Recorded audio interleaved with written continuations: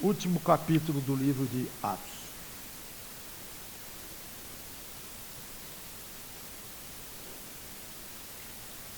Capítulo 28.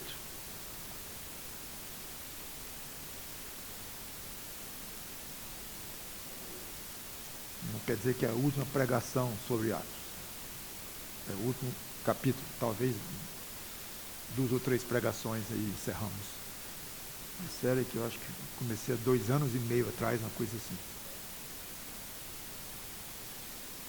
É a mensagem número 87 de Atos.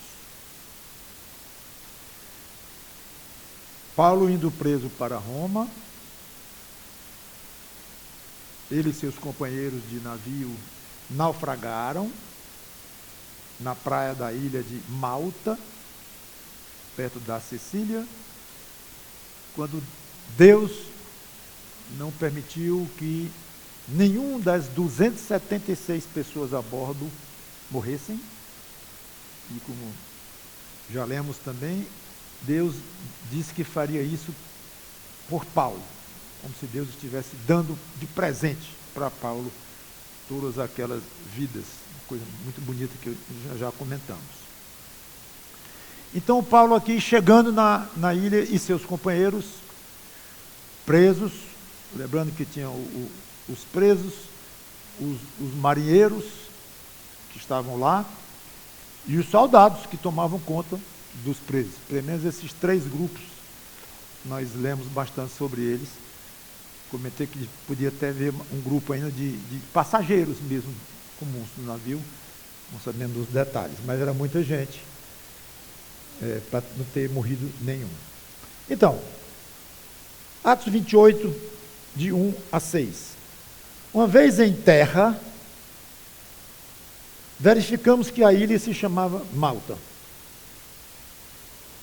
Os bárbaros trataram-nos com singular humanidade, porque acendendo uma fogueira, acolheram-nos a todos, por causa da chuva que caía e por causa do frio. Chuva e frio. Tendo Paulo ajuntado e atirado à fogueira um feixe de gravetos, uma víbora, fugindo do calor, prendeu-se-lhe à mão. Quando os bárbaros viram a víbora pendente da mão dele, disseram uns aos outros: certamente este homem é assassino, porque, salvo do mar, a justiça não o deixa viver. Porém, ele, sacudindo o réptil no fogo, não sofreu mal nenhum. Mas eles esperavam que ele, Paulo, viesse a inchar ou a cair morto de repente. Mas depois de muito esperar, vendo que nenhum mal lhe sucedia, mudando de parecer, diziam ser ele um Deus. Vamos orar. Obrigado, Senhor Deus, pela tua palavra, que aprendamos aqui com esse restinho de história que ainda temos para ver no livro de Atos. Aqui agora teu servo Paulo chegando em Roma, capital do império.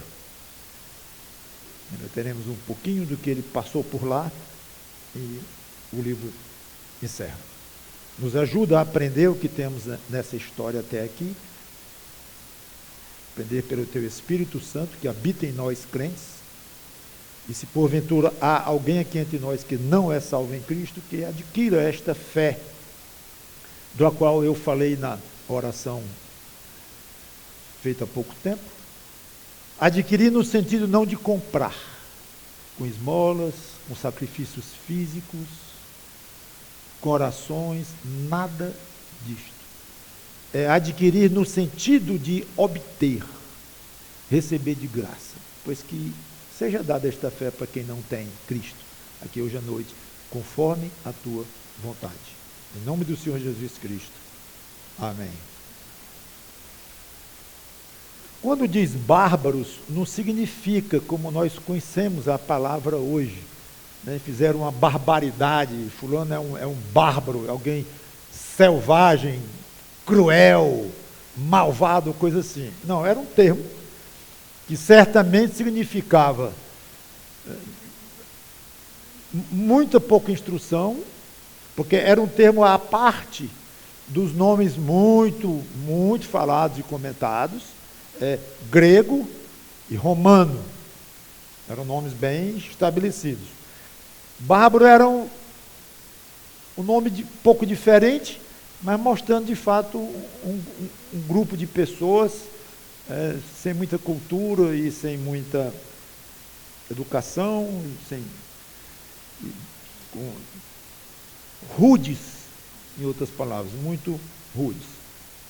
Então, já começaram tratando muito bem Paulo e os seus companheiros, frio com chuva, só o frio sem chuva já é ruim, imagina com chuva. E fizeram então uma fogueira, eles locais, já para esquentar os que estavam vindo do naufrágio. E Paulo ajudando, né? Notaram aqui, chegando do naufrágio, numa situação extremamente precária, lá foi Paulo catar gravetos, como se fosse um dos que morasse lá, estivesse tranquilamente lá. Não, estava chegando desta situação de quase morte e pouca comida, já vimos isso aí, mas lá vai Paulo então ajudar. Então uma víbora morde, ali não diz morder, se prendeu a ele e ficou pendurada, presume-se mordendo, mas não, obrigatoriamente não está escrito. O que é óbvio é que os locais sabiam que era uma víbora, uma cobra. A palavra no grego é um pouco complicada para se distinguir exatamente do que era, muita discussão em cima disso, mas eles estavam convencidos que era um bicho venenoso, você não tinha a menor dúvida, e que tinha mordido Paulo, embora não esteja escrito, mas é óbvio que eles acharam isso. Então eles tiraram uma conclusão da cabeça deles. Esse homem aqui é um assassino. Só pode ser um assassino. Não tem outra alternativa para ele. Um julgamento bem baseado, né? Como, aliás, estamos vendo muitos aqui deste país ultimamente. Mas, seja como for, um julgamento, assim, extemporâneo, ele tem que ser um assassino, porque ele escapa do naufrágio. E agora, é mordido por uma cobra, uma víbora venenosa, esse aqui é um assassino. E esperaram a ver a queda. E é isso mesmo, esperaram para ver a queda. Esperaram. E não aconteceu. Isso não é possível, não vai nem inchar a mão dele. Lucas comenta aqui, né? Nem inchou a mão dele. Aí já passou algum tempo e eles viram que não aconteceu coisa nenhuma com Paulo. É um pouco engraçado, tristemente engraçado, que eles poderiam ao menos dizer assim, pelo jeito, conforme o nosso grande julgamento, ele não é assassino. Ponto. É isso aí. Não é assassino. Acabou. Não. Ele é alguém muito importante. Não. Ele deve ser um homem muito digno, muito decente. Não. Ele é Deus. Então, o pulo que eles dão aqui, de uma hora para outra, no mesmo contexto, mesma ocasião, porque ele não tinha morrido e nem tinha inchado. É um contraste enorme que se vê aqui. Agora, observe, se imagine um cidadão nativo daquele. A instabilidade de crença dele. Isso é sério. No coração dele, na mente dele, no que ele conhecia, no que ele achava razoável, ele cria que ali estava um assassino. Cria de todo o coração. Por causa de uma circunstância, ele rapidamente pula para o outro. extremo. Onde é que está a estabilidade da alma de uma pessoa dessa? Das convicções internas de uma pessoa dessa? Não é engraçado viver assim. Pode ser engraçado a gente ver assim, de fato é um pouco mesmo, né, o tamanho da variação, mas a pessoa que carrega aquele tipo de instabilidade espiritual, ou existencial, ou religiosa, o nome que você queira dar, deve ser angustiante. Não ter no que se firmar. Milhões de pessoas vivem assim hoje.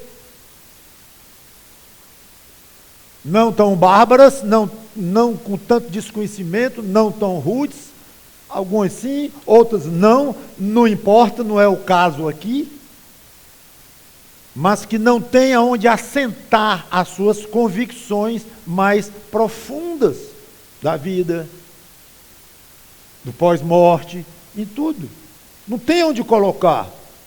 Mesmo pessoas que se qualificam religiosas, não têm rumo certo, não sabem argumentar, sentar aí fundo naquilo que crê, mostrar a base naquilo que crê. Não, mostra convicção, mas uma convicção muito fluida, que acaba não sendo convicção, no sentido da palavra mesmo. Que convicção é essa?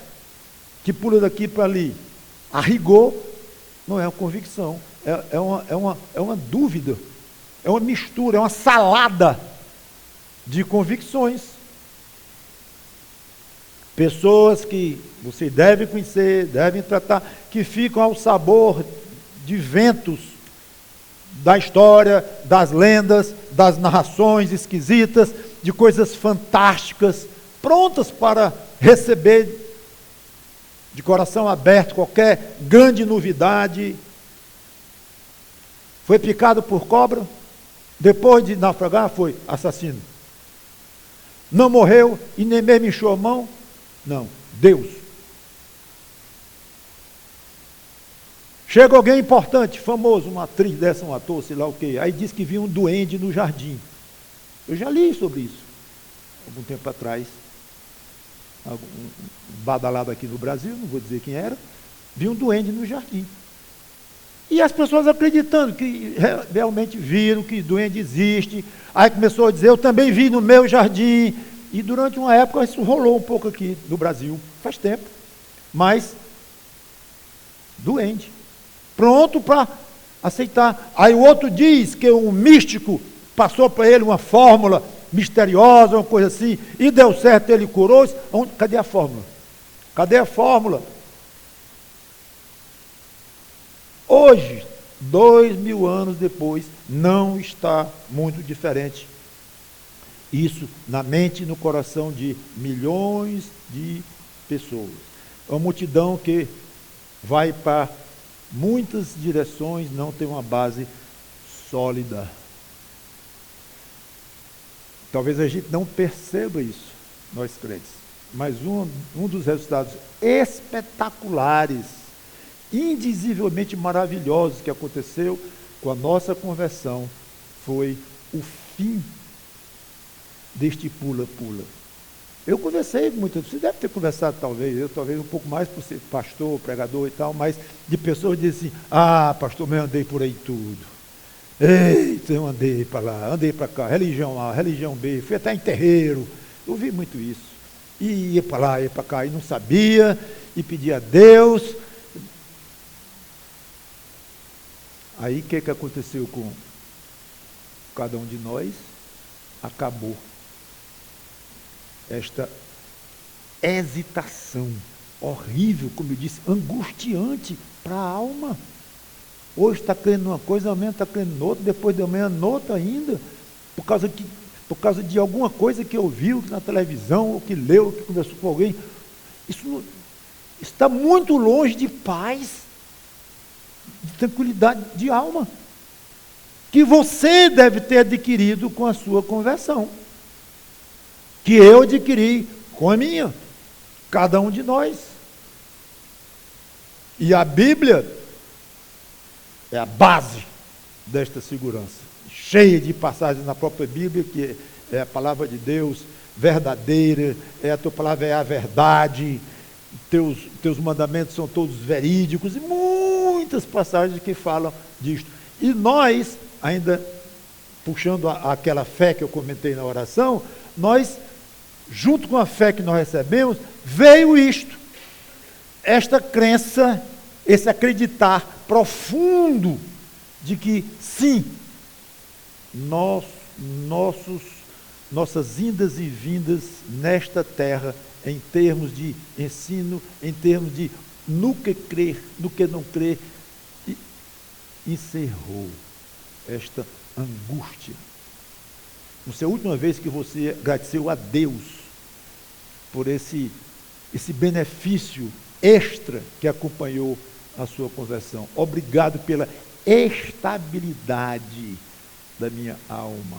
Eu estou crendo hoje no que eu cria há 1 ano, já era crente. Há 10 anos em que eu era crente. O tempo que eu sou crente, estou crendo do mesmo jeito. Sim, somos falhos na fé, e a fé fica mais forte e fica mais fraca. Há alguns vacilos na nossa fé. Não é legal, não é gostoso, mas é normal, no sentido que isso acontece. Mas não tem nada a ver com as nossas convicções arraigadas na palavra de Deus. Então, se tem alguém aqui que não tenha Cristo, ou se você vai conversar com alguém esta semana que não tem Cristo e houver oportunidade, diga para eles, fale para eles. Você não sabe o quão é gostoso você crer de uma vez por todas e ter ter uma base firme para você pisar. Pisar, digo, no sentido de se estabilizar, de se amparar. É como a Bíblia é chamada também de rocha e tudo isso. Até o nosso Deus é. Então, fica aí esta lembrança e valorize esta paz que você tem hoje, essa estabilidade de fé. Perto daquele lugar, estou agora no 7, havia um sítio pertencente ao homem principal da ilha, chamado Públio, o qual nos recebeu e hospedou benignamente por 3 dias. Não sei, no versículo 2 que eu já li, diz que os bárbaros nos trataram com singular humanidade. E eles nos acolheram. Olha as palavras do escritor Lucas. Agora, ele diz, Públio, o principal, nos recebeu e hospedou benignamente. Tem uma sobra de palavras que mostram que Lucas era sensibilíssimo, o escritor de Atos, sensibilíssimo com o fato de ser bem tratado. De ele ser bem tratado, especialmente Paulo e os seus companheiros, só que aqui ele não se referiu só a ele e Paulo, mas a todos. Então, entendemos aqui que ele está falando de todo mundo, do navio, preso, soldado, tudo. Mas quero enfatizar esse aspecto, do quanto Lucas era sensível. O centurião Júlio, que estava acompanhando Paulo nessa viagem, foi citado várias vezes. Eu chamei a atenção disso já. E agora, por fim, esse Públio, que os recebera com a hospitalidade exemplar. Aí eu pergunto, quem não gosta de ser bem tratado? Uma vez um empresário grande aqui no Brasil, uns anos atrás, foi, na época que era comum, estavam sequestrando pessoas ricas, importantes e tudo, e entrevistado depois de solto, e ele chegou a comentar que ele gostava de um dos sequestradores, um deles. Por quê? Porque ele não me empurrava. Os outros, quando queriam ir no lugar para outro, eram um empurrão, grosseirão. Era sequestrador? Também, claro, mas não empurrava. Isso tocou esse homem a ponto dele destacar esse aspecto. Tinha um que eu até gostava, porque o tratava bem. Cada um de nós é muito, muito sensível com quem lhe trata bem. Já vi vídeos de policiais prendendo bandidos e tal, e botando no carro, algemando aquela confusão toda, e do bandido criminoso lá, agradecer ao policial. Eu agradeço, porque o senhor me tratou dignamente, corretamente, uma coisa assim. Muito interessante. O bandidão, preso, sendo preso, mas sensível com o policial que o prendeu e o colocou as algemas, mas fazendo o que era a obrigação dele, o guarda policial, mas de uma maneira a tratar bem e com dignidade o preso. Então, é uma lembrança, talvez quase infantil, que eu vou fazer aqui, que seria muito bem na escola dominical das criancinhas ali, e que um pai hoje diz o tempo todo para um menino de 8 anos, de 7, de 6, seja atencioso. Então não é muito normal você dizer para um bando de marmanjo, como nós somos aqui, mulheres, homens, adultos, embora tenha vários adolescentes também, mas não é muito comum, porque é tão elementar, é tão básico, é tão beabá, que vai te tacar isso numa pregação de domingo à noite na igreja. Me lembrar que é bom eu ser atencioso com as pessoas. Vou lembrar.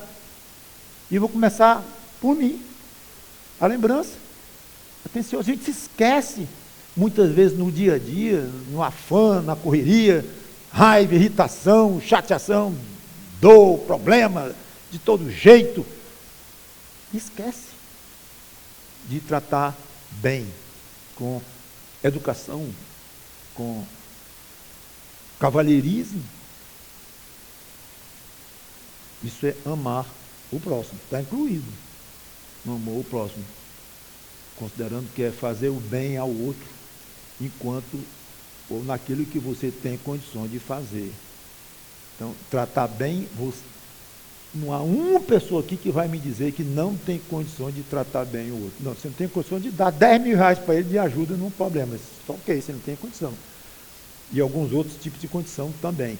Mas trata bem, não tem independente de qualquer coisa aqui, que não precisa jogar sobre si esta carga maravilhosa. Você tem que tratar bem os outros. Cristo tratou magnificamente bem as pessoas. Mesmo quando ele estava repreendendo, ele não estava saindo em momento nenhum da dignidade daquelas pessoas. Elas precisavam daquilo. Pastor, só se esqueceu da chicotada no templo. Esqueci, não. Precisavam, como o menino precisa. Como nós sabemos, a Bíblia manda, a vara é necessário. Um pai que trata um filho assim, uma mãe, não está tratando o filho com indignidade, não, ao contrário, é com dignidade. A Bíblia diz que é o contrário. Quando você não disciplina, você nem ama esse filho. Então está incluído. Até quando você repreende alguém, você fala com alguém, está incluído o tratar bem. Como eu falei, o outro estava sendo preso e agradecendo o policial pelo tratamento. Quase irônico, mas é fato. Então fica aí o desafio, sim, você tratar bem os outros. E aí vem uma questão, mais do que tratar bem, ou incluído no aspecto de tratar bem, talvez um pouco mais complexo, que é a hospitalidade. Hebreus capítulo 13, versículo 2, diz assim, Hebreus 13 e 2. Não negligencieis a hospitalidade, pois alguns praticando-a sem o saber, acolheram anjos. Está falando de quem? Ló. lá em Sodoma e Gomorra, lembram? 2 anjos de Deus se apresentaram como seres humanos, como homens, e foram recebidos na casa de Ló, e Ló foi perseguido e foi hostilizado de uma maneira extrema. Não vou recordar a passagem, vai fugir muito do nosso texto, mas está se referindo, sim. Ló foi tão hospitaleiro, e aqui o autor de Hebreus não disse, e ele acolheu anjos em situação horrível, que ele arriscou a própria morte, ofereceu as 2 filhas para levarem e abusarem delas. Chocante, mas não toca nesses homens. E Ló não sabia que eram anjos de Deus. Aqui está dizendo que ele não sabia, então não sabia. Então vocês veem aí a noção profunda de hospitalidade que Ló tinha. Nós achamos, obviamente, na nossa cultura de hoje, exageradíssima. Momento, minhas filhas, eu não vou discutir esse aspecto, mas é óbvio que Ló, anos depois, estava lembrado aqui o Espírito Santo, lembrando para o autor de Hebreus, coloca aí, fala aí de hospitalidade, e deu o exemplo máximo de hospitalidade. É Ló, que ele acolheu anjos, sem saber, e em situação miserável, de altíssimo risco. Hoje, é claro que a necessidade e as maneiras da hospitalidade ser praticada mudaram muito. Passaram-se séculos, milênios, até poucos milênios, mas milênios, mudaram. A vida é completamente diferente do que naquela época, cidades enormes, complicadas, e moradias pequenas, distâncias muito grandes, e afazeres que se atropelam uns sobre os outros. Então, mudou muita coisa, não precisa nem explicar em que mudou, mas mudou.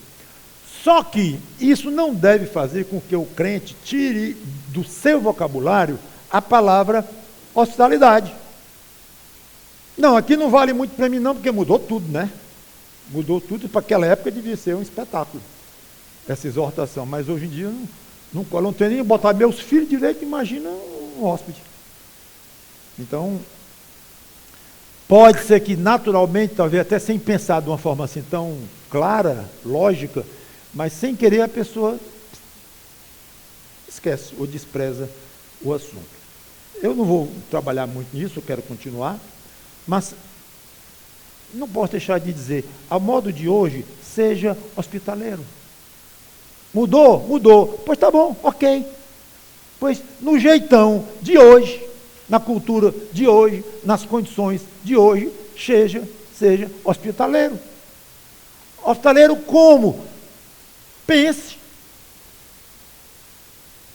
em detalhes, bole um critério de como você poderia praticar a sua hospitalidade, converse com irmãos, mas não deixe esse assunto, não jogue fora não, esse assunto. Sei lá, ajudando alguém de fora, mesmo que não leve para a sua casa, que não tenha condições de levar, mas de alguma maneira, naquilo que você pode, ajudar, cooperar, orientar, dar um apoio. A pessoa que está de fora se sente muito só, muito desorientada, claro. Então, pode ser que você tenha mais oportunidade de praticar a hospitalidade no jeito de hoje do que você pensa. E por não pensar bem nisso, você não pratica de jeito nenhum. Então, isso não é bom. Pense nisso. Eu tenho sido hospitaleiro ou hospitaleira no jeito de hoje. Como? Seria um assunto interessante para discutir um dia na igreja. Falando em igreja, a igreja deve ser hospitaleira. Receber bem. Há décadas que a gente luta com a questão de como é que a igreja recebe os visitantes, né? Lutei muito na outra igreja, tínhamos fases boas, fases ruins, e lá tinha 3 visitantes, desculpa a palavra, rebolado num canto lá.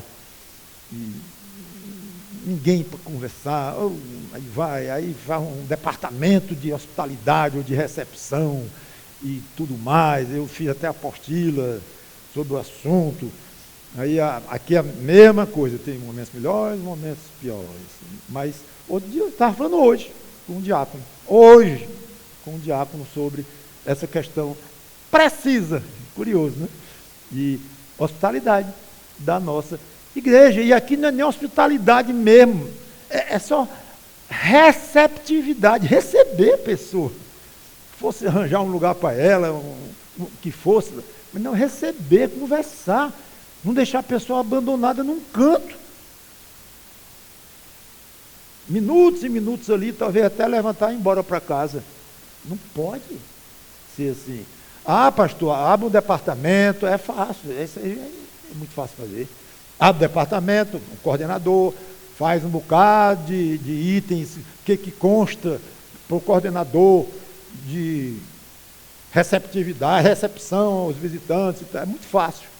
Mas não é assim, não é só fazer e bolar, é ter gente e ter coração para fazer isso. Fica o desafio. 8:10, continuando. Aconteceu achar-se enfermo de disenteria, ardendo em febre. Lucas entrava em detalhes interessantíssimos, mas sabe por quê? Ele era o quê? Médico. Ele curtia. Para nós, eu dispensaria. Garanto que eu dispensaria. Saber o que o pobre do pai do público estava sofrendo? Desenteria, coitado. Mas Lucas, ele fazia questão. Então nós vemos aqui um aspecto pessoal de Lucas. A Bíblia é um livro humano e divino. Quem escreveu a Bíblia foi orientado divinamente pelo Espírito Santo, mas deixou transparecer sua maneira de escrever, sua forma de escrever, seu estilo, sua cultura, está ali. Os que entendem mesmo de grego ou hebraico de maneira mais profunda, falam claramente. A gente nota o estilo de Paulo, nota o estilo de João, completamente diferente, o grego deles, é curioso isso. Pois bem, lá estava o pai do Públio, bem doente, coitado. Paulo foi visitá-lo e orando impôs-lhe as mãos e o curou. À vista desse acontecimento, os demais enfermos da ilha vieram e foram curados, os quais nos distinguiram com muitas honrarias. E tendo nós de prosseguir viagem, nos puseram a bordo tudo o que era necessário. Então, Paulo cura o pai de Públio, a notícia se espalha e veio um monte de doente se curar lá com Paulo. E ficaram muito agradecidos e distinguiram-nos com muitas honrarias. Os eruditos aí acham que pode até significar salário, ou algum pagamento. Que Lucas era médico, mas Paulo não estava fazendo isso para receber dinheiro.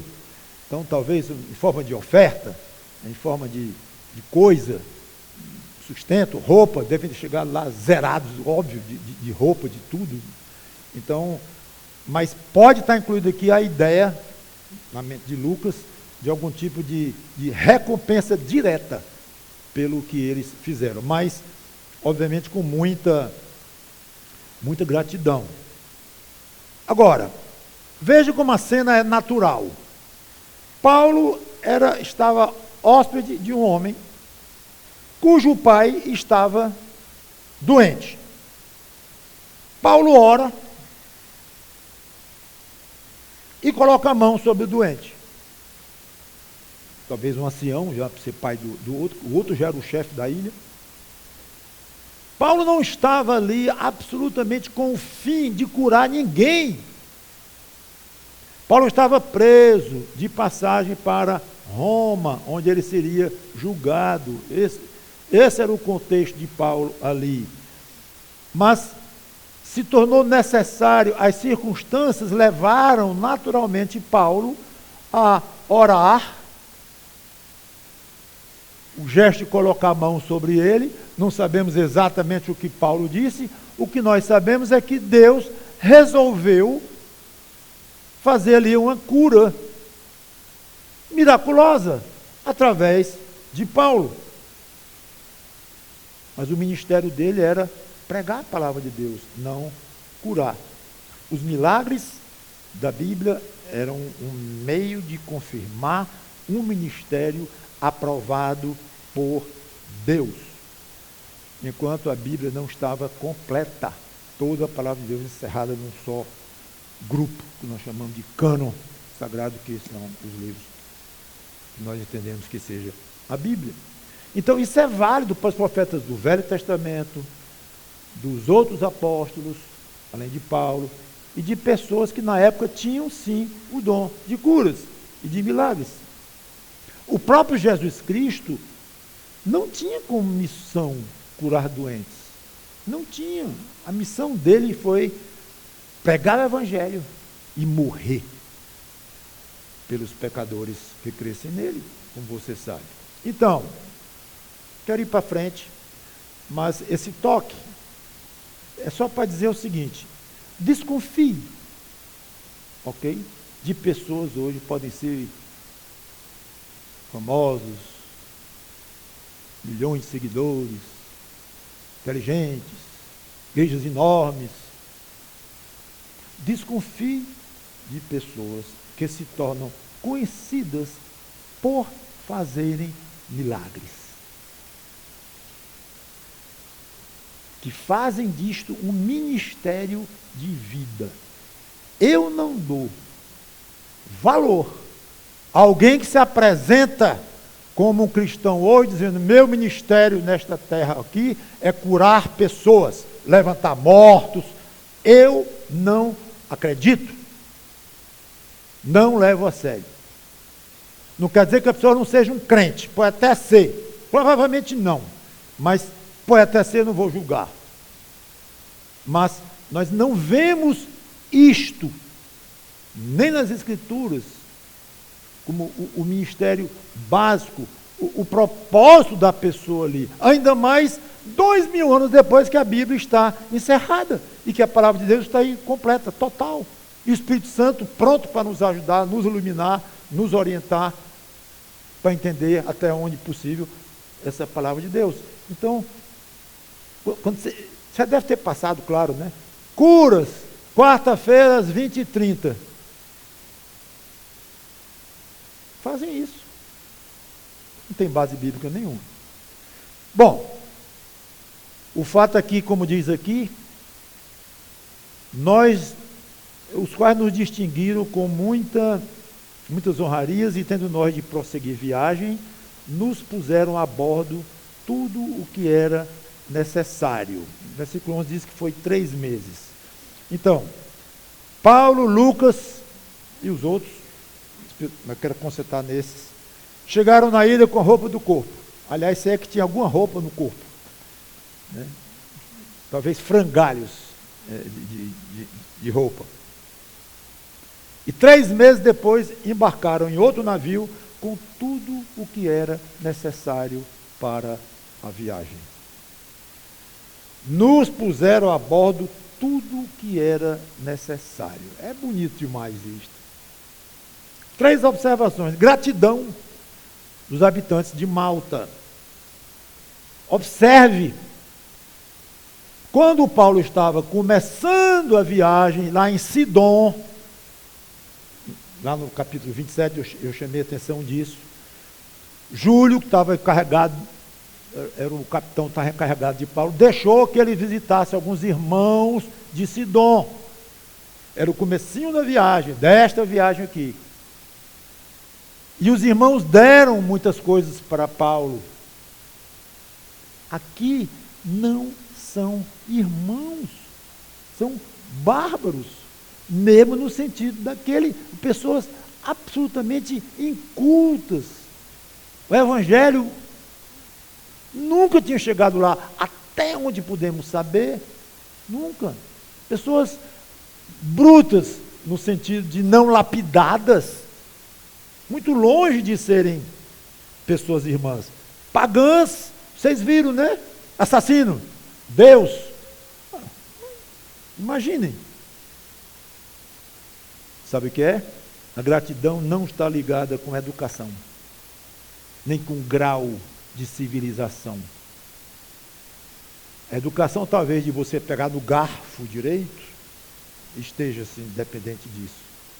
Mas a atenção humana, o tratamento humano não depende disto. Esse negócio de etiqueta social, isso é outra coisa.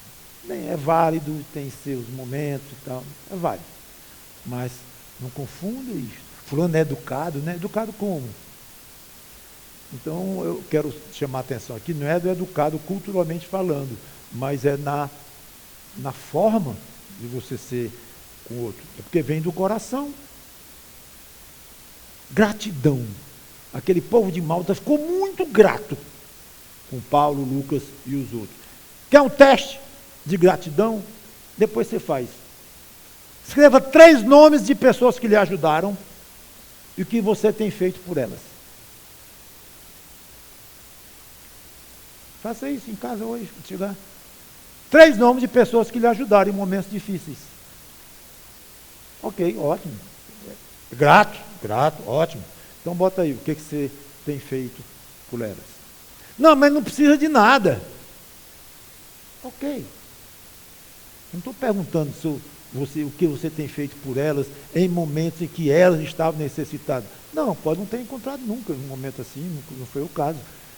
Independente disso. Seria interessante. Sabe por quê?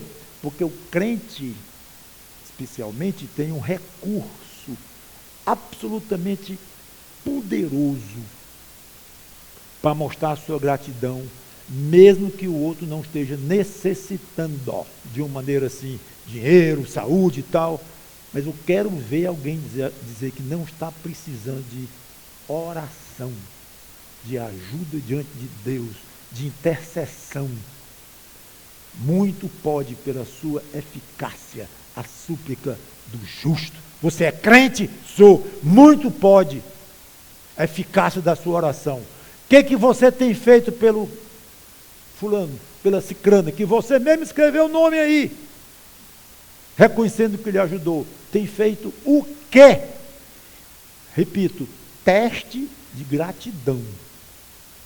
Você tem um pouco de coragem, porque não é todo mundo que gosta de chegar e dizer, puxa, como eu sou ingrato. Mas nunca é tarde, né? Segunda coisa, a providência de Deus. Por trás dos bárbaros, lá dos incultos, dos pagãos, estava Deus agindo. Paulo chega num naufrágio, preso. Pouco depois sai de lá com tudo que era necessário, novos amigos, carinho. Que sorte de Paulo, hein? Sorte nada, gente. Que Deus de Paulo. Não é que sorte. É o Deus de Paulo. Deus providenciou para que Paulo encontrasse aquele tipo de gente naquela ilha, chamada Malta, que hoje existe, é um país independente, pequenininho. Terceira coisa. Deus deu todas essas coisas ótimas para Paulo, dentro de um contexto que ele estava indo para Roma preso. Quando Paulo deixou Malta e os seus amigos para trás, não sei se foi o caso, mas teria até motivo para ter corrido um frio na espinha dele. Roma está bem na proa. E eu não estou indo como um missionário livre para pregar a palavra de Deus, para visitar quem eu queira. Eu estou indo preso para estar diante do imperador. E disso Deus não o tinha livrado.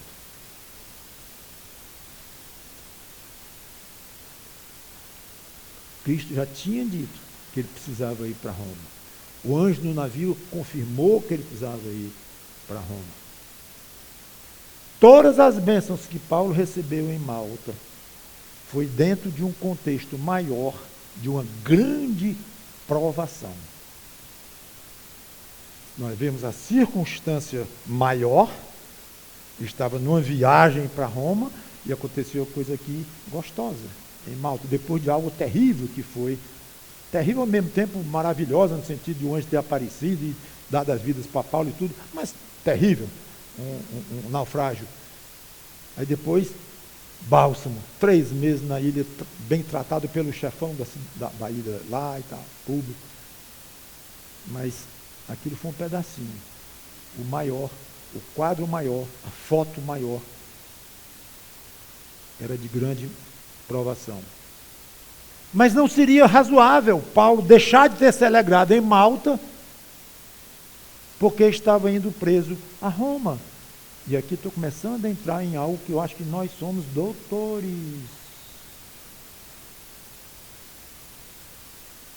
Teria sido, penso eu, uma infantilidade espiritual de Paulo dizer: Senhor, lá em Malta, eu estou muito satisfeito com as coisas que tu me deste até aqui, amizade de Públio, o que eles fizeram por nós, tá?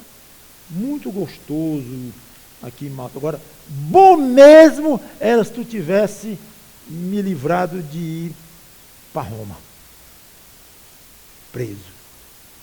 Bom mesmo era isto. Aqui está bom, mas quando eu olho lá para cima, esse aí ele não me livrou. Bom é se tu tivesse me livrado. Não era razoável. Quantas vezes nós deixamos de usufruir bênçãos pequenas, vamos chamar de pequenas, que Deus está nos dando, deixamos de usufruir porque estamos pensando em problemas grandes, dos quais Deus não quer nos livrar. Não quer nos livrar. Problemas grandes. E dentro destes problemas grandes, Ele dá presentes pequenos, comparado com o tamanho do outro, mas presente.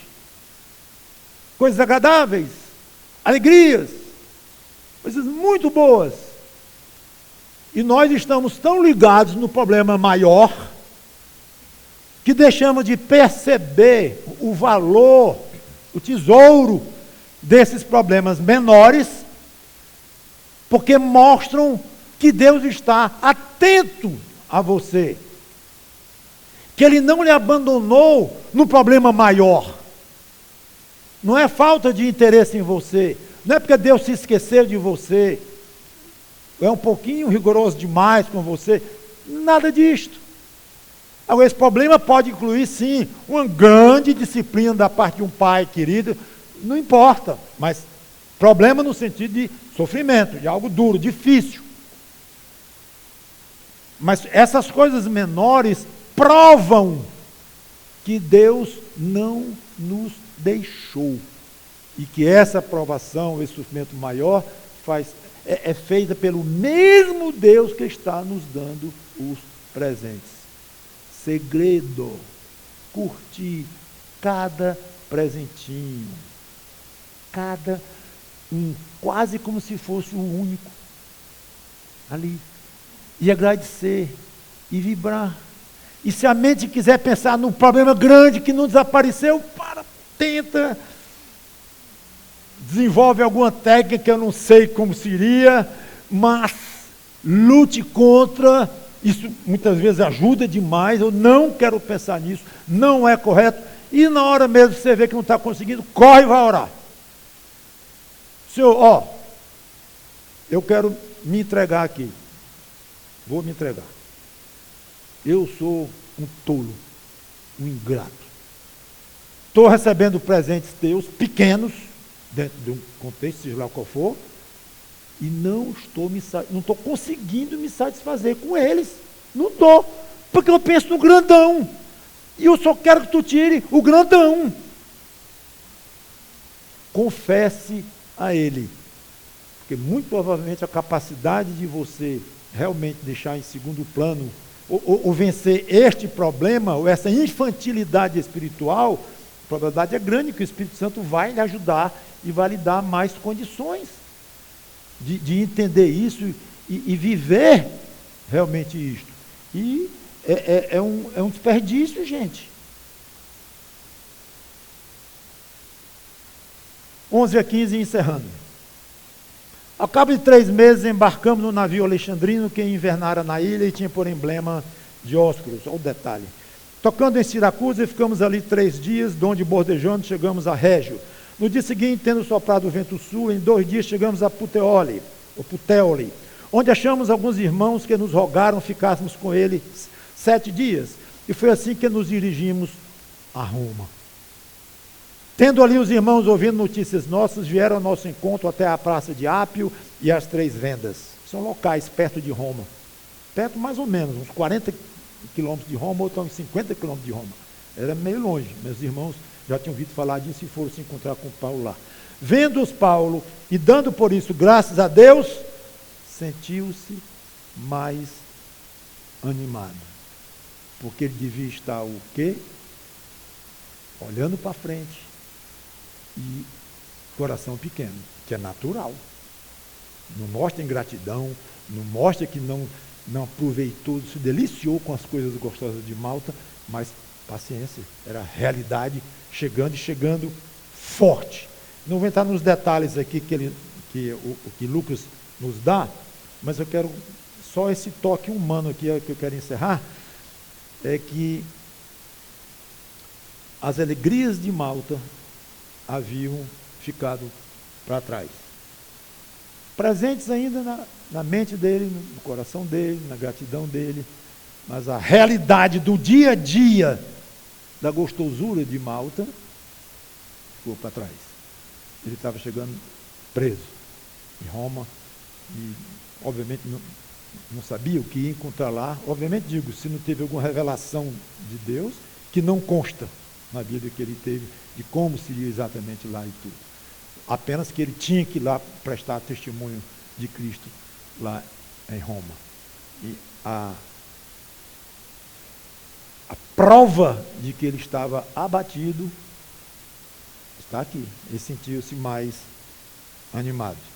Deve ter sido muito grande a alegria de Paulo em ver esses irmãos 60 quilômetros antes de Roma, depois 50 quilômetros antes de Roma, um grupo de irmãos que foram vê-lo e dar as boas-vindas e voltaram, romanos de Roma, que foram lá pegar Paulo longe e voltaram para a cidade.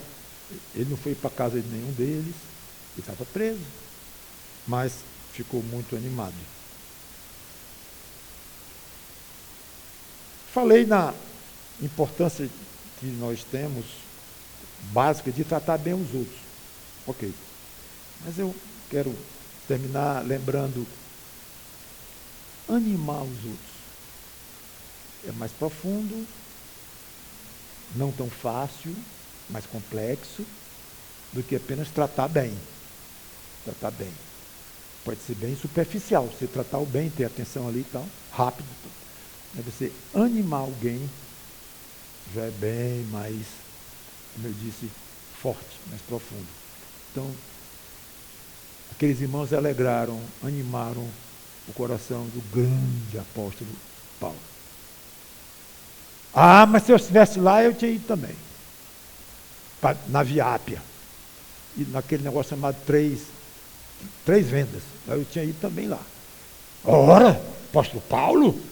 É fácil falar assim, né? Você tinha ido mesmo? E hoje você faz o quê? Proporcional a isto. Compatível com a época de hoje, com as coisas de hoje. O que você tem feito para animar o coração de irmãos?